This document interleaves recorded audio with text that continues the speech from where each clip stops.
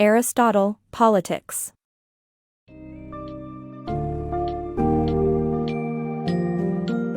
Dive into the world of Aristotle's Politics as we explore timeless questions about the ideal state, government, and human nature. This book summary delves into Aristotle's observations of the world around him and his ideas on how a society should be arranged for the common good. As we venture through the various forms of government, we'll discuss the crux of Aristotle's thinking: humans as social animals, possessing logos of reason and speech that allows us to make moral judgments and live a life based on our beliefs. By the end of this journey, you'll gain valuable insights into Aristotle's theories on the virtuous life, the role of the middle class, and the importance of law in maintaining a balanced society.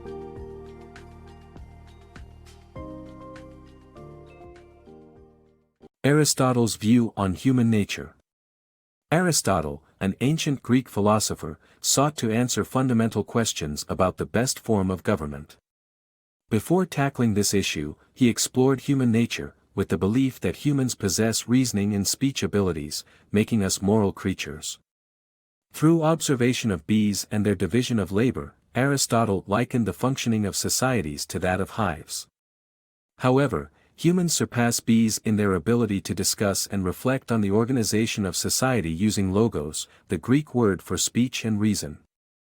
This gift of speech enables us to make moral judgments and cooperate with others to live according to our moral ideas. The nature of political animals.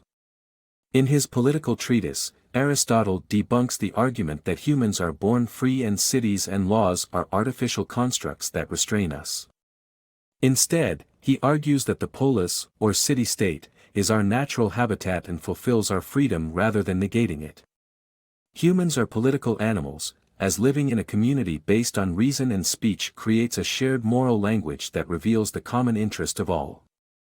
Aristotle believes that the highest part of our natures can only be satisfied within a polis, making us political animals by nature. Aristotle's ultimate argument on virtuous city-states. Aristotle believed that the purpose of polis was to pursue virtue, and city-states that didn't adopt this principle were poorly governed. His principle that everything consists of a ruling and ruled element also applies to humans. Aristotle argued that cities ruled by their lowest elements pursue the basest aspects of human nature while those ruled by their highest elements pursue virtue. In his opinion, the cultivation of virtue in city-states is necessary for leading virtuous lives. The Justification of Slavery by Aristotle. The concept of slavery in ancient Greece was viewed as just as it was vital for the city-states to function due to the large labor requirements. Aristotle's conventional defense of slavery was based on natural grounds, claiming that some individuals were, by nature, slaves and needed a master to reason on their behalf.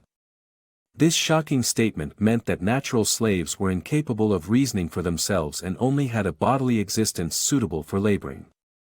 The relationship with a master allowed them to participate indirectly in the life of reason. Aristotle believes that many slaves are not natural slaves and should be released, but wholesale abolition was not an argument considered due to the importance of slavery to his overall argument. Aristotle's reasoning on slavery. In the book, the author discusses why Aristotle defends slavery instead of arguing against it. Aristotle believes that free humans possess a unique way of rational thinking that sets them apart from enslaved individuals. He rejects the idea that rational thinking is just a tool for satisfying bodily desires and needs. Aristotle argues that natural slaves are individuals who cannot reason independently. Non-Greeks are also categorized as natural slaves because their societies are not devoted to a life of reason. However, Aristotle acknowledges the intellectual achievements of non-Greeks in various fields.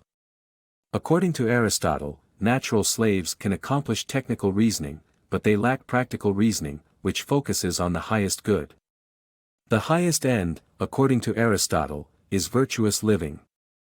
Free individuals capable of practical reasoning participate in this kind of life and strive for the common good. Aristotle's regime theories. Aristotle proposes that the most virtuous people should rule the city and lists three distinct regimes to achieve this. Monarchy is the best form of government, but since finding one person supremely virtuous is unlikely, polity is the most practical regime. He also identifies three deviant regimes, tyranny, oligarchy, and democracy, that prioritize private interests over the common good. Polity needs to address class conflict as the most practical correct regime among the three. Aristotle's view on democratic rule. Aristotle argues that despite their theoretical merits, democracies are often unstable due to class conflict. He believes that citizens can come to share a moral language based on common ideas of what is just and what is unjust. However, in democratic city-states like Athens, the question of justice didn't unite citizens, it divided them. Class conflict arose between the rich and the poor, each arguing that citizens should either be equal in all things or unequal in all things, including wealth and political power. This led to open conflict, which caused the rich to abandon democracy and seek to install themselves as exclusive rulers, further inflaming the poor majority's sense of injustice. Aristotle proposed two solutions to end this vicious cycle. The law as an antidote to the ambition of the rich and the poor. According to Aristotle, the powerful and the poor act selfishly, ignoring the common good of the city. Aristotle believes that laws are the solution to this problem.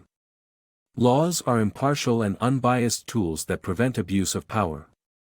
By delegating as many decisions as possible to the law, political conflict can be diffused. The virtue of citizenship. Aristotle argues that extreme economic inequality erodes the foundations of the polis, leading to class conflict that destroys the bonds among citizens.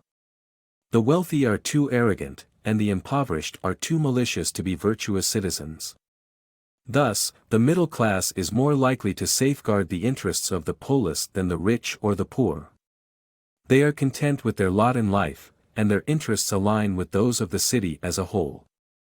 When the middle classes make up the majority of citizens, the best regime becomes possible, the polis, where citizens exercise power to advance the common good rather than their own interests.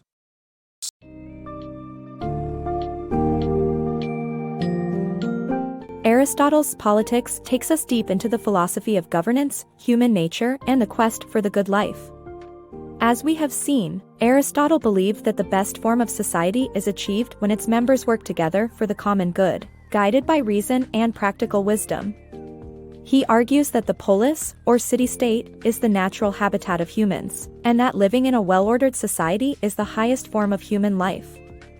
In the end, Aristotle concluded that the middle class is the most likely to safeguard the interests of the polis, as their desires and interests align with those of the community as a whole. The principles of his ideas continue to inspire and shape political thinking, even in modern times. So, explore the depths of Aristotle's thoughts in Politics, and let his wisdom guide your understanding of the complex world of governance and human life.